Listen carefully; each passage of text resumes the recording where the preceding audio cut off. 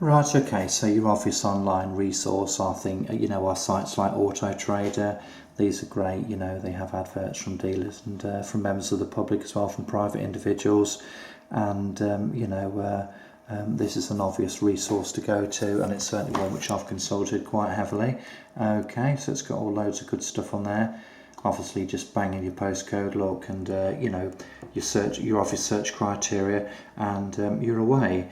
But there are a couple of other useful resources when you've actually found a vehicle, or you think you've found a vehicle, which might be worth bearing in mind. And I wasn't actually aware of these. I mean, I haven't bought a vehicle for some years now. My current car I've had for quite a few years, and I've kept it, and I will continue to keep it because that's basically the cheapest way to own a vehicle.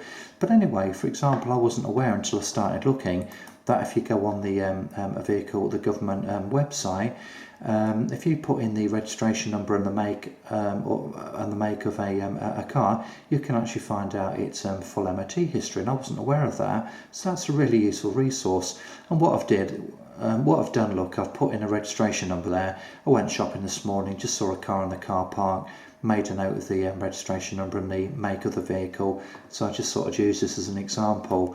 And if you do happen to be the owner of this vehicle, I'm sorry I may have breached your human rights, your right to privacy and all the rest of it, and I'll remain sorry for that for the next couple of years. Okay, only joking, folks.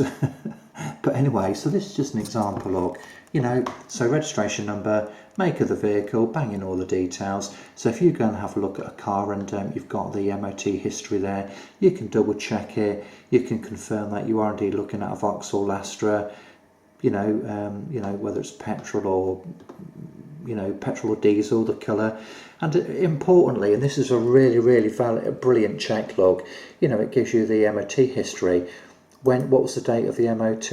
When does it expire? Did it pass? What was the mileage? And that's an important one when you're trying to authenticate the mileage of a vehicle. But also, look, the MOT test number. I mean, that's fantastic. If you've got MOT papers there, check everything.